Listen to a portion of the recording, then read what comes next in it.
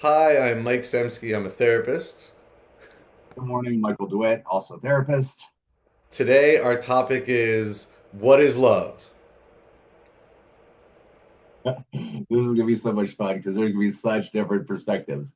So, yeah, I mean, this is a thing that gets pushed to us from, well, if we're lucky, from very early onset with our parents, or maybe, or family telling us they love us. And then we grow a little bit. And, like, I don't know if you were like me, like in elementary school, didn't you have Valentine's Day where Yes. you had those little box, you made your little shoe boxes and people put shit in that, Hmm. right? Like, and it gets there. And then you get a little bit older and you start seeing movies and narratives through books and things about being in love and all of this thing. And it's this very emotionally delivered understanding of what it is, right? And Hmm. like it's easy to get caught up in that emotional understanding of what it is. Sure. So, like, somebody asks, what is love? Like, that's a complex, I think that's a really complex understanding of an experience Definitely. because well, so I don't want to like just run with this one, but like, is love the emotional element of it, or is love actually the neurochemical oxytocin of it, which is what lets us feel that feeling that we have? Or is love you did my laundry, you made my food, you put money in my bank account? Providing need, dependency, something like that, right? Or codependency, Or right? I more mean, transactional love that's out that's a there. good one. Yeah, transactional, right?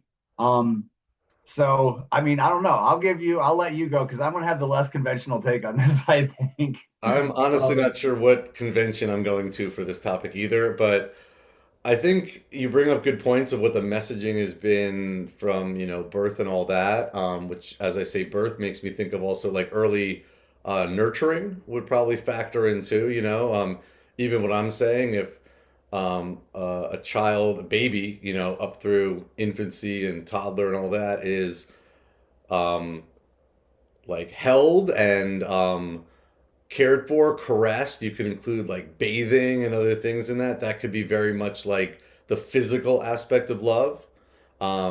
It may be early on for the brain to understand, but maybe the love is shown through a lot of verbal, like "I love you," "You're amazing," blah blah blah, "You're my sweetness," "You're my thing," and like just on and on and on, and like that's so consistent.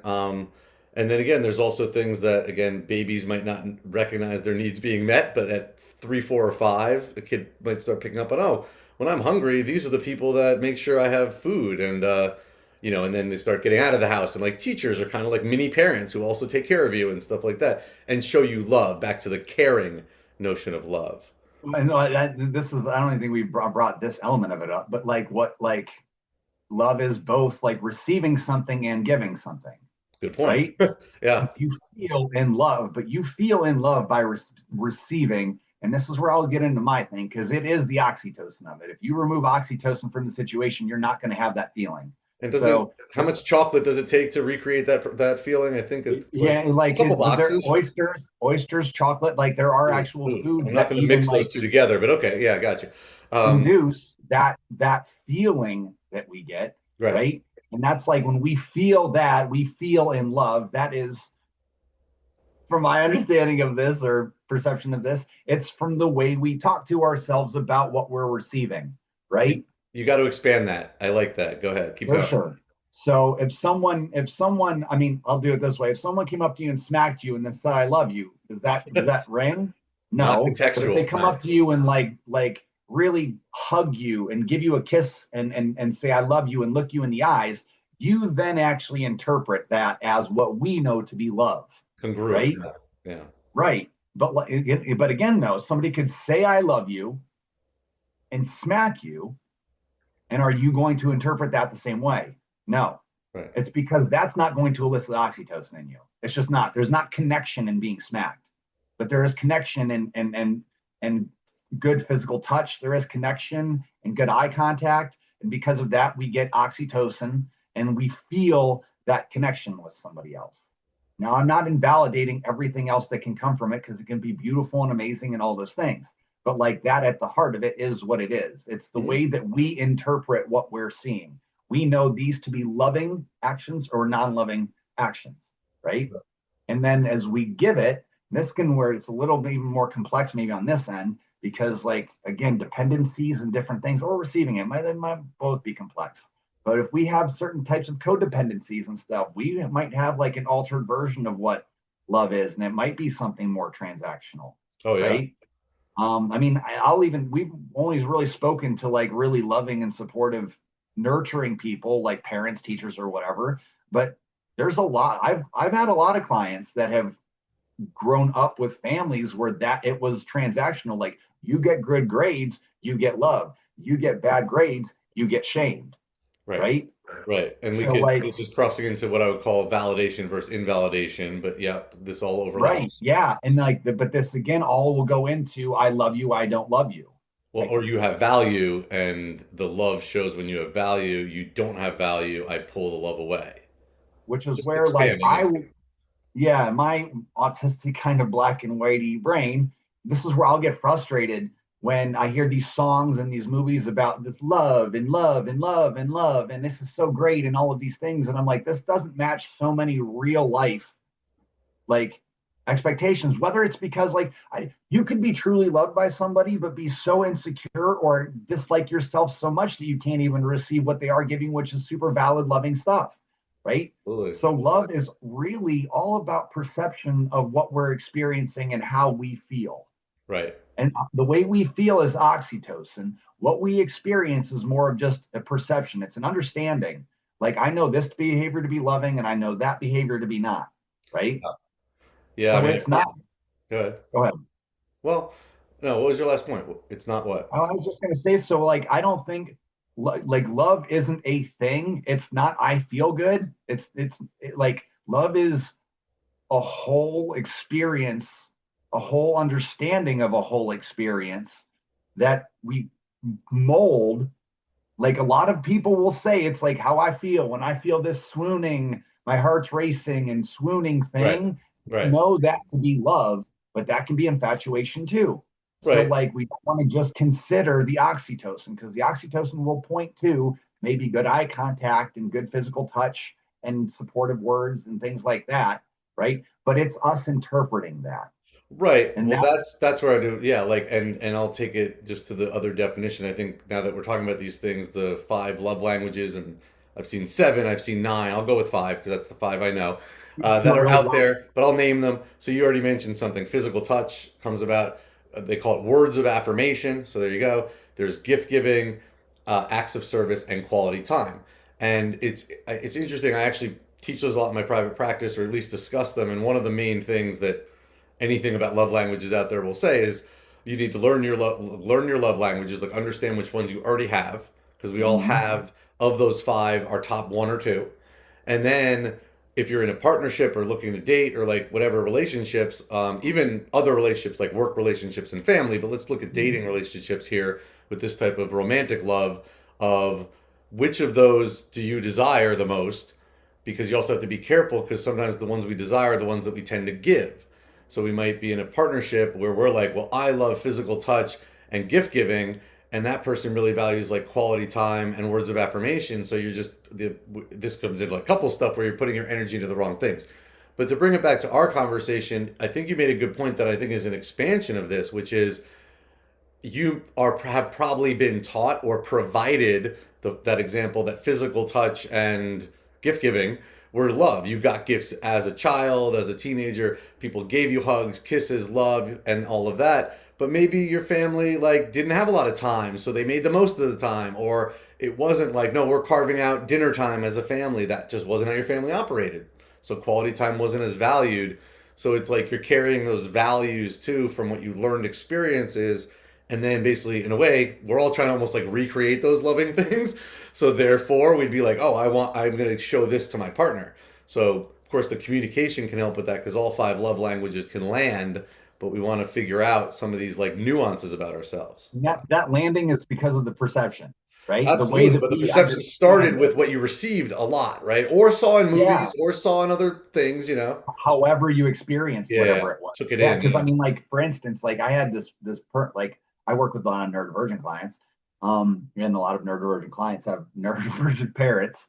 So like they're growing up, like they didn't grow up the most like physically affectionate person because their parent was very sensory oriented and wasn't overly like touchy feely, Right. right? So like hugs would be kind of like I had a grandma that did this. Like hugs would be The like butt the out. arms around, pat on the back type of thing, right? Yeah. As opposed to like maybe if you have a loved one, you like fucking squeeze them and lift them off the ground. Totally. Italian You know, family. Absolutely. Yeah. Yeah. fucking totally like grabbing the face, fucking kisses and all that shit. Right. Yeah. So like I had like in like so I had both, right? I had like a person in my main household that wasn't in any way affectionate whatsoever. And then I had like my Nona, who was like groping my face, kissing me because like it's just so Italian to like fucking touch, and you know what I mean? So yeah, but again, that cultural, but it's all through interpretation because like certain people that don't like to touch aren't even going to interpret her what she's doing as loving. They're gonna like be uncomfortable by it. Yeah, You you're know what right. I That mean? combo is a good example, honestly, of those And different styles. Yeah. and so like what you alluded to with the love Languages. languages, I think it speaks to the bigger thing of like love is what you understand it to be. It's not another thing, which implied within what I'm saying there is it might mean it's not the same for another person, right? This is why understanding love languages can be like really, really helpful because just because they don't do what you like doesn't mean they don't care about you. They just might not know what you like. Well, and So then like, of course, so do we need to speak to our needs, which I know is not today's topic, but yeah, it's just couldn't help but say it. yeah, Yeah. but then like this is why like self-awareness and mindfulness is really, really helpful. Communication skills are really, really helpful because Right. instead of personalizing my partner not doing this thing that I interpret as love, even though I feel this way to you and I do all mine for you, Yeah. right? You don't even know maybe that yours are their favorite or something. Well, that's, I mean, and what's kind of, and I've advocated it as well, is there's a lot of good info out there, a lot of actually quizzes. Like it can be done, I think, in a light way. Like, oh, let me take this quiz, see what it identifies my love languages are. Can even give you one of those things where it shows you like how extreme you are to things. And then your partner takes the quiz and you like learn about each other. Like that's such a easy way. I almost wish other relationship things had this, those type of things where you could take quizzes and learn about your partner. I'm sure there's more. But those all make sense. The a little other angle on this that also just occurred to me. Um, we've discussed something called Wise Mind, which is the dialectical behavioral therapy breakdown of emotional mind, or also could be called emotional reasoning, versus reasonable rational mind, and also critical thinking. So in terms of what is love, our topic, like we've alluded to what I would call like, I don't know, they just make me feel so good, like the feeling that you can't quite name, which is emotional mind and emotional reasoning, but it's there for a lot of people. I know we just talked about That's the neurodiversity that may it's a vary, lot of the physiological element of it. So and you the feel it. physiological will put on that side too. And then there's the reasonable, rational, critical thinking, pragmatic that might be like, I need a partner who fill in the blank, you know, I and that I might be a love bit them. transactional again, but like there's room for that too. Go ahead. I love them because they are patient and kind and treat me with like consideration and respect. And can And like, make good pasta. It can be on the list. It's okay. right, yeah. Well, yeah, that's fucking yeah, that's weird. Okay. No, I Whatever, mean, but I to think each their own. no, I Yeah, think it can be practical actions though. You named more like things about how someone shows up. I'm saying like I don't think someone's gonna completely base a relationship off of one task, but it may be important that people do certain things. People have like saying God bless you. I mean, I know that's again not a relationship. Go ahead, but and give me the no, counter too. I this just is where think I'm this going is to be how a people little bit operate. different. Yeah, this is where I'm going to be a little bit different because I don't think any of that stuff really matters. I think it's the intent behind those things that matter. That's why even if they might not translate, it's still good to understand the intent behind. Because Sure. like my partner can't cook worth shit, but she wants to cook for me because she loves me and enjoys doing it. Like I can appreciate that she's doing something that she's not very good at for me. So I don't need to love that she's a good cook.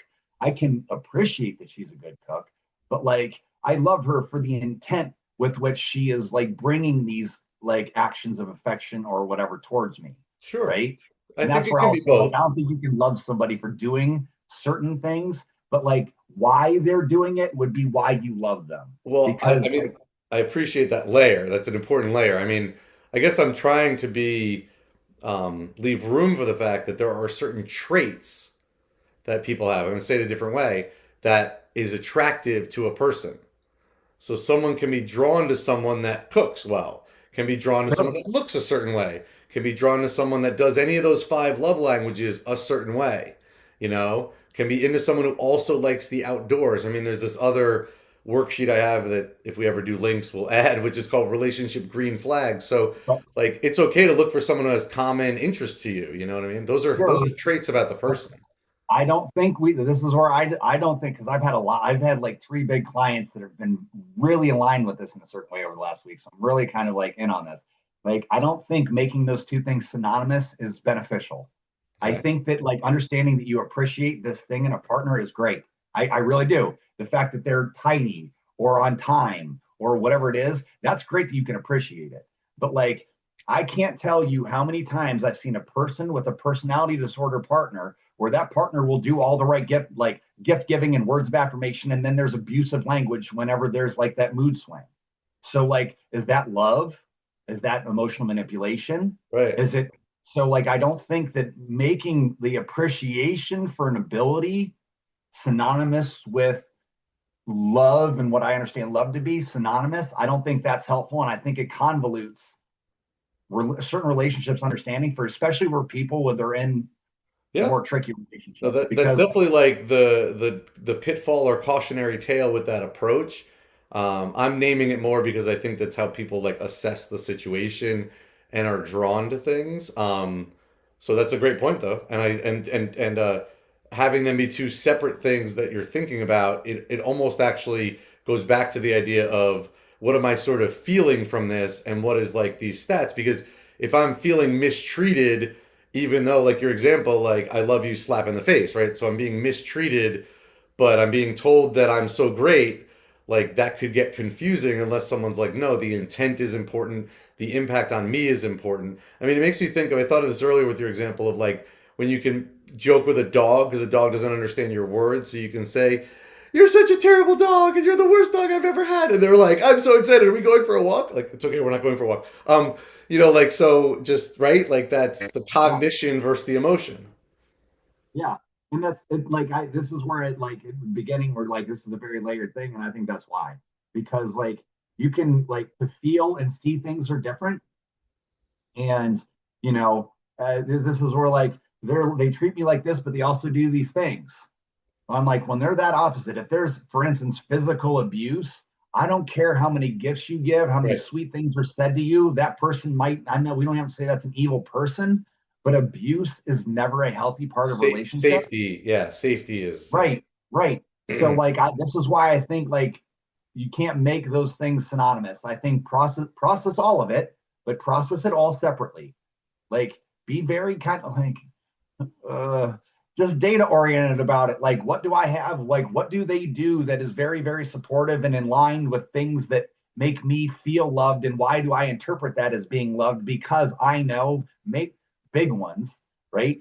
Like, I've had partners in the past where, like, because I'm not a big super touchy feely person, that were super touchy feely and they liked to do that. And I'm way more willing to do rubs and different things because of my like energy and my ADHD stuff. So I can do back rubs for hours, right? But like, I don't want it. So like, I will really, really, really, really appreciate a person that can refrain from doing that to me because they love me and they can understand the fact that that's not comfortable for me, Sure. right? So Yeah. like it's just like it's a person that's even willing to like sacrifice a little bit for them like their own personal need because they understand that it's better for you. And there's tricky shit in there too. But like something like that, that's the intent that I would then speak to being like that person cares about me because Right. they're even putting their own smaller need aside for my bigger displeasure thing or whatever. Right. Yeah. And Well, it's a very complicated life experience love. sure. Right. Well, yeah, and I think to sort of bring this home, like that, what you're saying definitely makes sense. I feel like it's also like we've of course stepped into relationship, with love and relationship hand in hand, but maybe to take us home, it's almost like to pull back. It's like, what is love? And I feel like some of it is and I'm kind of focusing on a bit more the unspoken side, if we want to call it the emotion side. Something where like you kind of know it when you experience it too. I just want to put that in there. My simple analogy is the way you like might have walked on if you were looking for a college to go to or something like that, and you walked on a college campus. You're just like, this feels right. Something about this feels good, and it's hard to name. It's not because the buildings are brick or whatever. It's like something about it. And I think people have more commonly looked for an apartment or a place to live, and you just walk around or a home, and you're like, yeah, like there's something about this. This works for me, and I feel like there's that very hard to pinpoint aspect of love. And I'm saying love for anything. I mean, it could be love for a new activity, it could be love for any of the five senses, and it could be love in relationship. I don't want to start tangentializing us while we're about to end, but I just wanted to put that piece of like, um, sometimes there is room for people to be like, I know it, I feel it, um, but maybe, and I'm wondering this where you're about to go, like maybe it would be helpful to still define it, even though it feels undefined. I think pulling back and assessing what we call they love about, because we people use that word so so frivolous. Like, I love chocolate. No, you don't. That's a craving. You're either hungry, it's a craving. You don't love chocolate, it's a hunger or a craving, right? I love football. No, you don't.